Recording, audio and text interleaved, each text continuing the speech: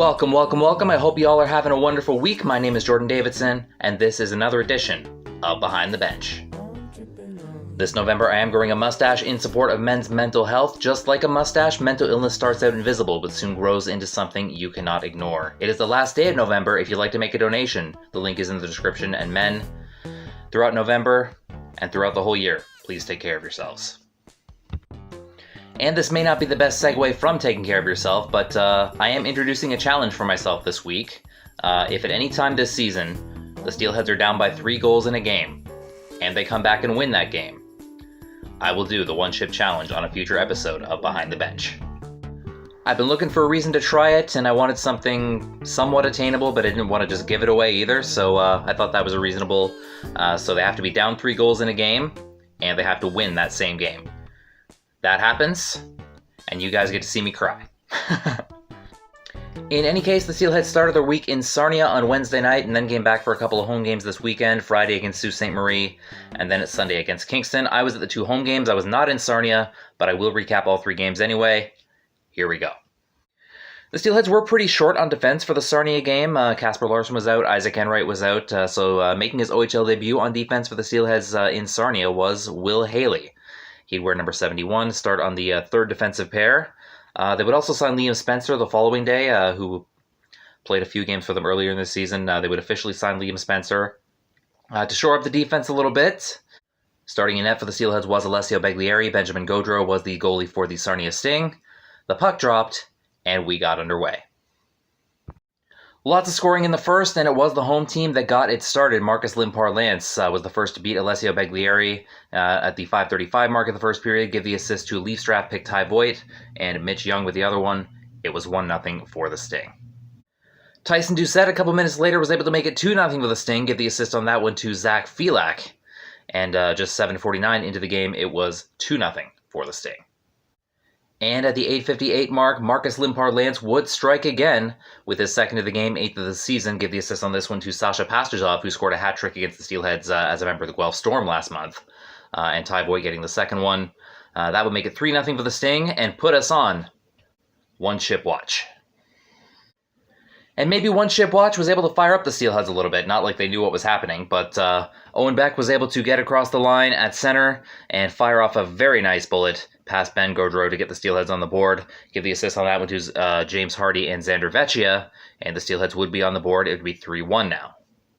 17:20 mark of the first period, Mason Zabeski would take a hooking call, which would be the only penalty call in the first period. The Steelheads would get the ensuing face-off after that and bring it into the zone pretty quickly. James Hardie and Luca Del Balbaluz rushing. Hardie would feed it to Luca, and he would score a short-handed goal. Would only take 14 seconds following the penalty call. James Hardie with the assist, and the Steelheads would pull within 1. It'd be 3-2 for Sarnia, and that's how it would end after 1. Second period of the game was pretty uneventful. There wouldn't be any scoring. We did see another mouthguard penalty against Alexis Davio, the Sting. Few assorted penalties called. Nothing really affected anything. It would still be 3-2 for Sarnia after 2. Sarnia scored in bunches in the first. Steelheads made it a game by the end of the first, and then nothing happened in the second, but I don't know if it was the side they were shooting on, because the 3rd period started and Sarnia started scoring in bunches again. At 1:30 into the 3rd,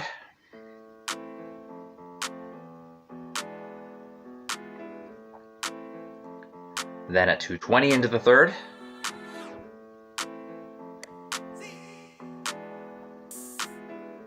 and with Kai Schwinn in the box for a cross-check, this happened at 5:28 into the 3rd.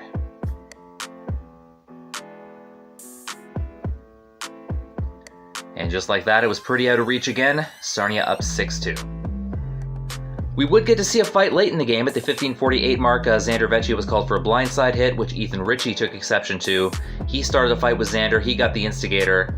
And unfortunately for him, getting the instigator in the last 5 minutes of the game carries an automatic 2-game suspension. So he had to sit out the next couple of games as well. ZANDER didn't get away with his blindside, so the minors canceled each other out. But Ethan Ritchie was essentially out of the game. But we got to see some fisticuffs. Ty Voigt would also be called for a late mouthguard penalty, hit the 2nd one of the game for the Sarnia Sting at the 17:22 mark, so he was essentially out of the game as well, but Sarnia would hang on. It would be a 6-2 final for them. Again, because I wasn't at the game, I don't have video for this one, but the 3 stars were all Sarnia Sting. Ty Voigt would get the 3rd star. 2nd star was Marcus Limpar-Lance. And the first star, after being the first star in Guelph a month ago, was Sasha Pasterzov with his couple of goals. So the Steelheads would regroup and come back home to face the Sault Ste. Marie Greyhounds. Here's what I got pre-game from Friday. Getting to be about that time, eh? Back here again, we got a losing streak to snap. Greyhounds are in town. Let's walk around. Well, we got a month to Christmas. We have a visitor from up north, but it's not Santa yet. Here we go. Greyhounds are here. Let's beat them tonight. There is a running joke because Leafs GM Kyle Dubas used to be the GM of the Sioux Greyhounds, that he likes to draft or trade for future Greyhounds. He actually did one earlier this week, actually. Connor Timmins just traded to the Leafs. Rasmus Sandin is also a former Greyhound. So kind of a running joke in the OHL circles and around the Leafs circle as well. But yeah, a little bit of history there. Okay, story time. So once a week in my town, I go to Boston Pizza for karaoke. And I did that after I watched the Steelheads game. I was watching the Leafs on TV at the same time too, so and the Steelheads on my computer. So once those games are over, I went to Boston Pizza.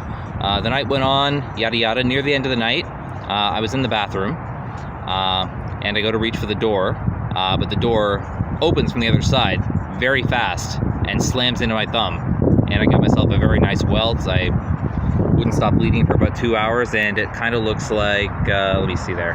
That's what it looks like now after a couple of days, but it was quite bloody at the time.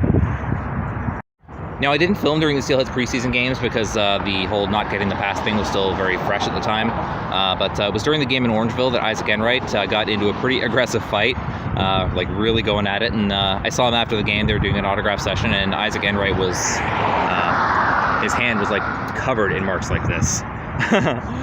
You could see that he really gave that one his all.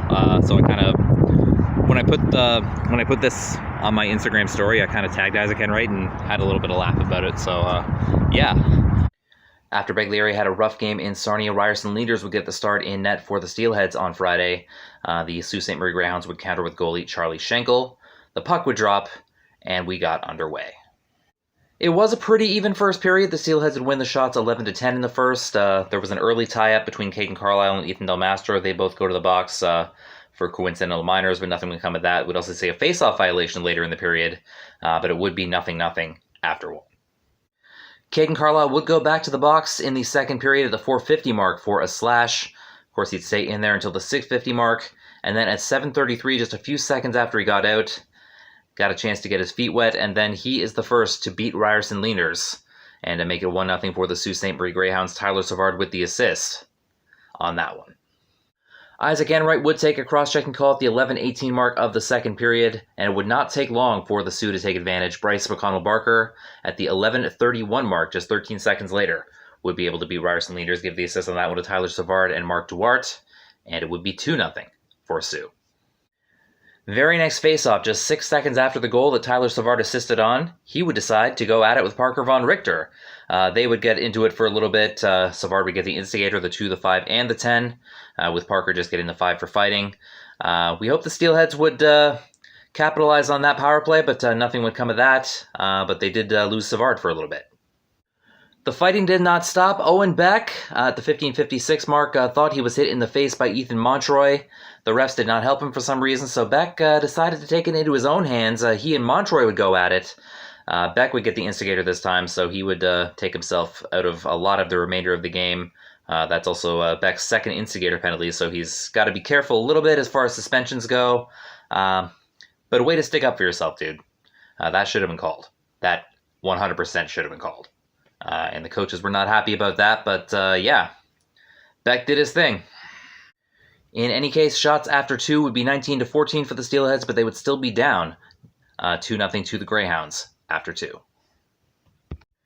The Sioux would make it 3-0 very early into the third, just a minute 27 into the game, but we land in hooky this time, beating Ryerson Leaders to make it 3-0, give the assist on that one to Caden Carlisle and Jordan Dentino, and it would make it 3-0 Sioux, and we would once again be on one chip watch. The attack would be furious in the third period. The Steelheads would lead the shots 16-8 in that period, but Charlie Schenkel was just too good on this night, and the Steelheads would not beat him. Bryce McConnell-Barker would add an empty netter. And the final score would be 4-0 for the Sault Ste. Marie Greyhounds. So here are the 3 stars from Friday, and the very little I got post-game. The downstairs room was pretty quiet, so I didn't get a whole lot, but here we go. Tonight's 3 stars of the game presented by Pro United. Raise your game. The 3rd star from the Steelheads number 93, KARMIRIS. The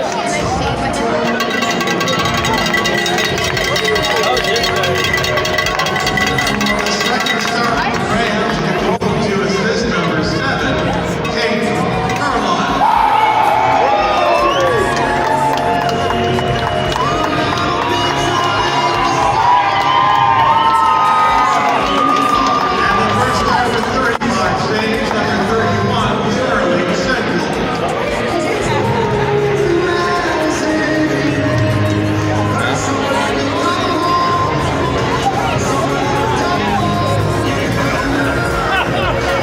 Hanging out in there. SHENKEL, the game's first up. Oh, there we go.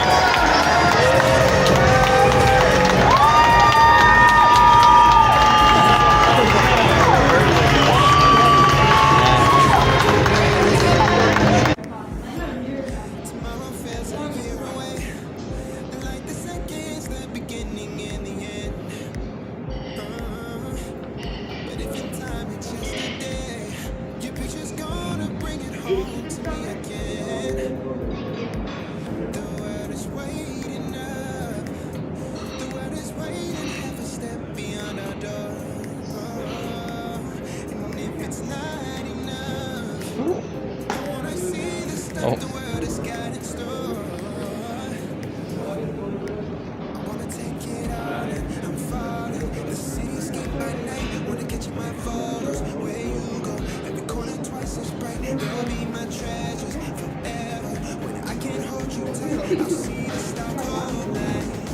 Yeah, defense don't have any guys.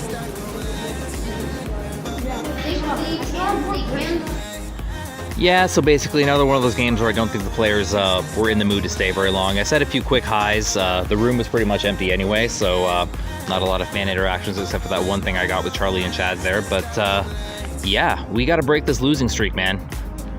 Figure out what's going on and fix it. Hope we can do that Sunday. So another rough game, the losing streak now reaching 4 with only 1 point during that span. But we move on. We're at Sunday now. The Kingston Frontenacs are in town. Here's the pregame from there. Just another rainy Sunday. The Steelheads' last victory was 2 weeks ago against the Kingston Frontenacs.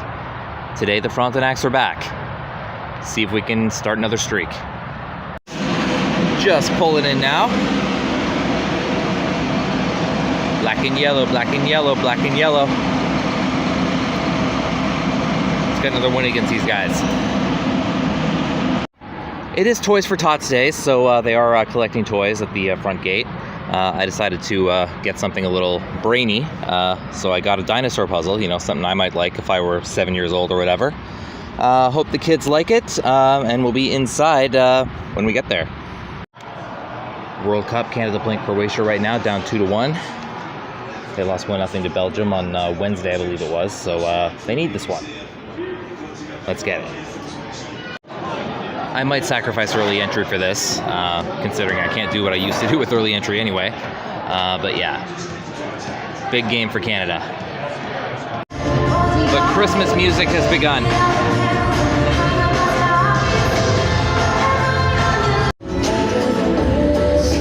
Sing it, James.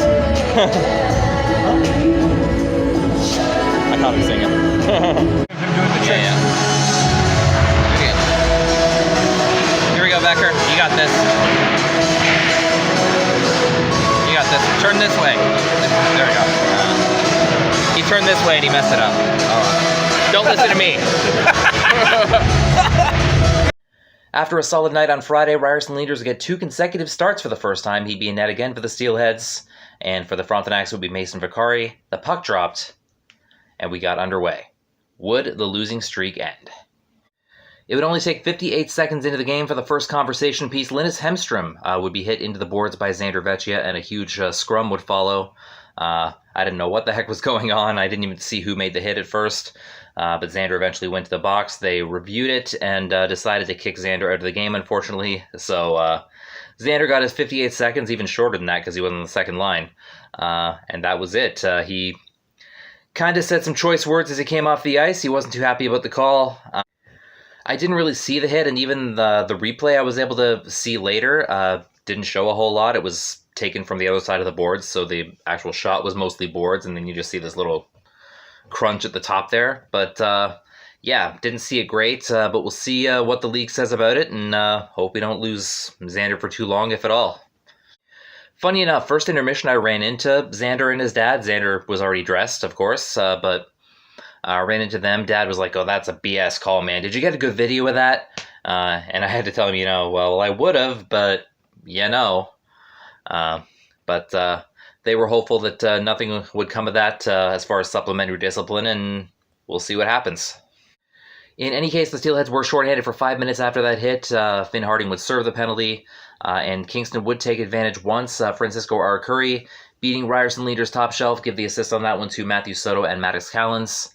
That was the only goal that we scored in the first period, and it would be 1-0 Kingston after one. 5:07 into the second period, the Steelheads would get the equalizer. Owen Beck with the shot. MISA would tip it in to finish it off. So MISA with his second goal give the assist to Owen Beck, and Kasper LARSEN with the other one, and you can make it a 1-1 game. The tie wouldn't last forever. Francesco ARCURI is Francesco ARCURI. He would get his second of the game at the 8:31 mark, give the assist on that one to Matthew SOTO and Paul Ludwinski, and the Steelheads would be down again 2-1.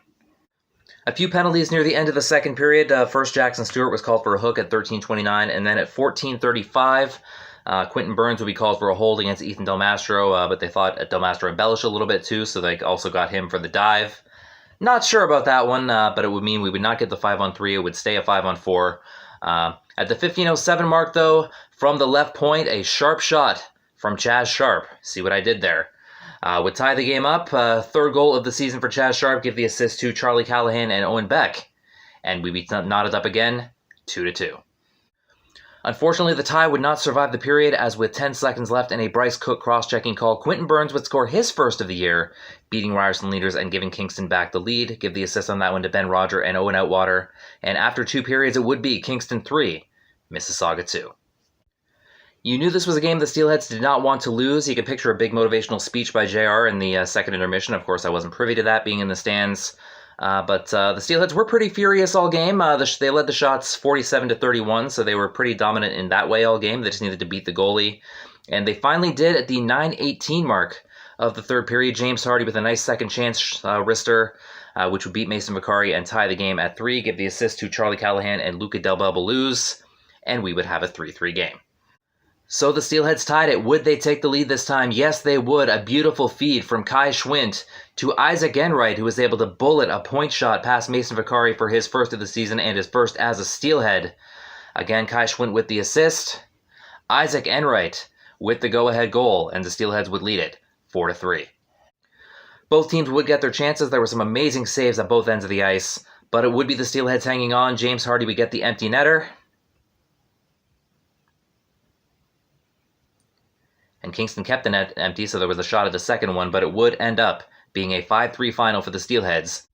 So a mini rough stretch for the Steelheads, but the week does end on a high note. Let's hope we don't see another 4-game losing streak again this season, but we'll see how it goes.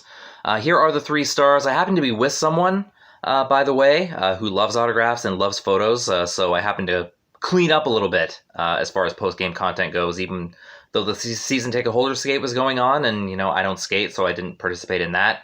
But waited around for it to end and ended up introducing my buddy to a lot of guys. So here are the 3 stars and the postgame. All right, fans, here are today's 3 stars of the game presented by Pro Hockey Life. 2 are going to be a Steelhead, 1 going to be a Kings of Frontenacs. The third star with a 29 save effort, number 31, Ryan. Oh boy! Yeah! Third star of the game, baby! You earned it! The second star of the game with a pair of goals, number 14, James Hardie! Woo! Good job, Hardie! Yeah. MVP!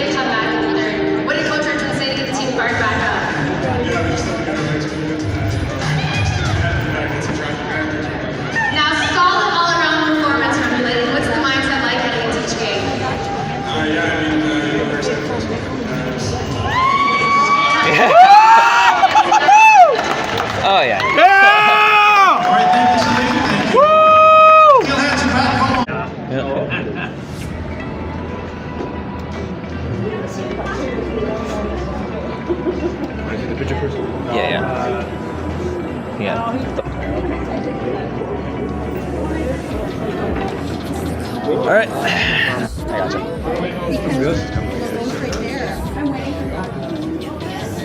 Yeah. Oh, double duty.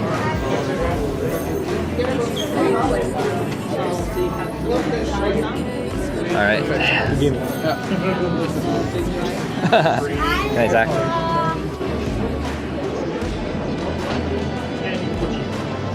There you go.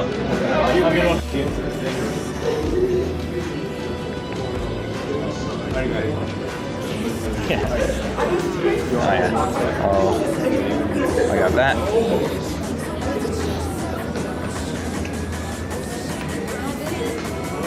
All right.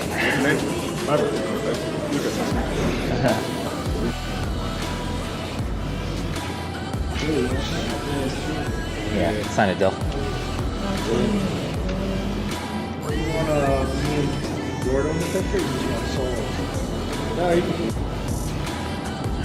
Two for the price of one. See you, Dill. Have a good one. See ya. Yeah.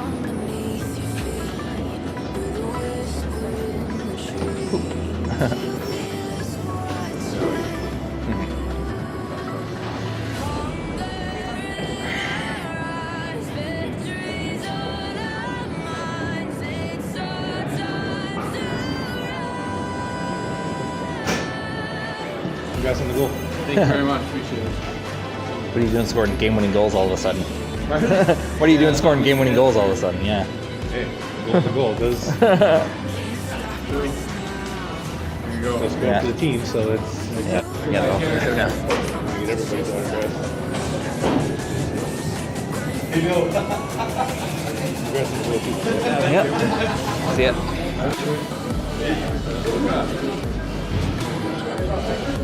Yeah,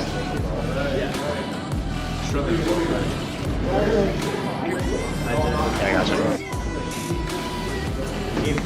Yeah.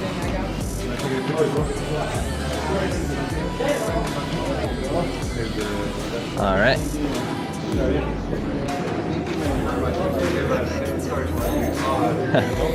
Thank you. Yeah, of course. See you, Casper. Hey, you guys autograph the too? Congrats on the win too, by the way. Thank you. Oh yeah. Worked hard on it. Great game, y'all. Made some good saves. Hey Parker, January 14th. It's a day off for you guys. I'll just do it with all three guys. Everybody? Yeah. I'll just do it with all three of them at once. It's already there.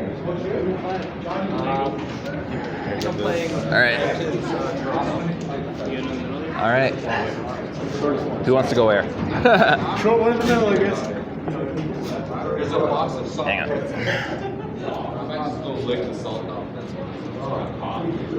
All right. Thank you. And that should be everybody out. All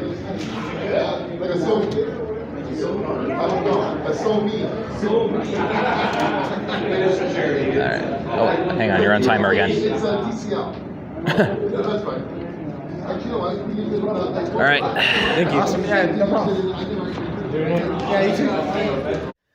Now, before I go, it is the last day of November and the last day of Movember.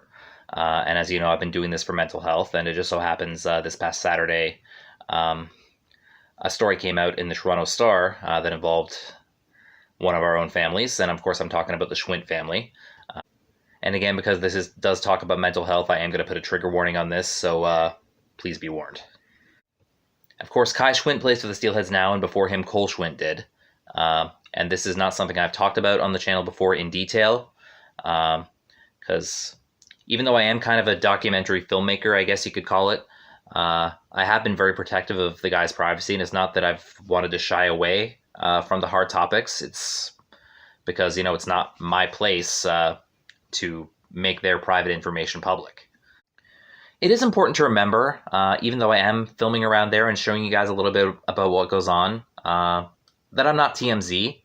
I'm not here to expose anyone's deep, dark secrets or anything like that. Whenever I have accidentally captured something that I think might be a little private, I have made sure to take it out. And they haven't really kept it a secret. Like, they've still talked about it on their social medias and stuff like that. But I've still erred on the side of caution because I still kind of felt like it wasn't my thing to talk about. But the reason they did this interview with the Toronto Star was to help families who may be going through something similar. And they made it pretty clear that they want the story out there. So I've decided to talk about it on the channel for the first time. And if you don't know what I'm talking about, in September of 2021, the father of Cole and Kai and Brady Schwint took his own life.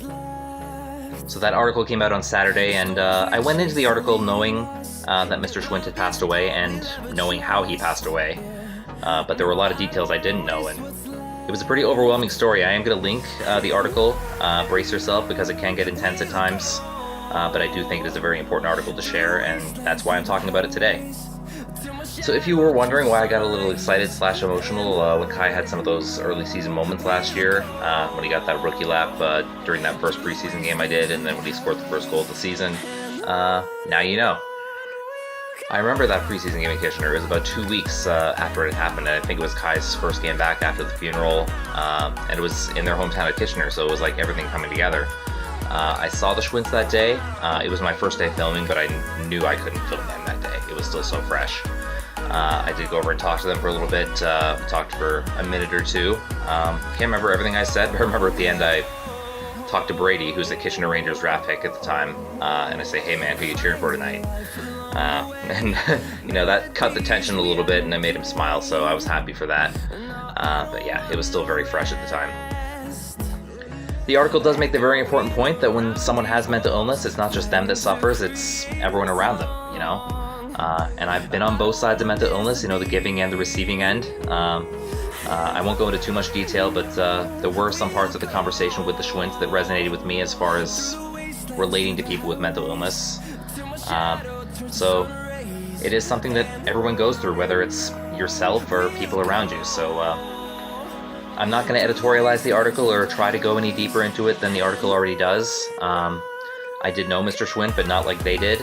So I kind of still feel like I need to err on the side of caution here, but I do want to thank the Schwint family for sharing the story, because it is a very important story to be shared, and hopefully it can help someone and who may be in need, and if that person is you, know that you're not alone, there is help. Again, today is the last day of Movember. If you would like to make a donation to my Movember page, the link is in the description. And I will say one last time, just like a mustache, mental illness starts out invisible, but it soon grows into something you cannot ignore. Take care of yourself, everybody, please. On that note, we're getting into December. The Steelheads have another 3-3 this weekend, starting with a home game Friday, December 2nd against the Hamilton Bulldogs. Saturday, December 3rd, they will travel into Pennsylvania to take on the Erie Otters, and then another home game on the Sunday, December 4th, where they will take on the London Knights. So home to Hamilton on Friday, Saturday they are at Erie, and then Sunday they are back home against London. I plan to beat all 3 games. I'm still working out Erie, but I think it's going to happen. Hope to see some of you guys there. Once again, I end by asking the OHL and CHL, please allow the fair use of your professional and amateur footage. Help the small media so they can help you. Until next time, you can find me behind the bench and only the bench. This is Jordan signing off. Have a good one, guys. Bye-bye. Love y'all.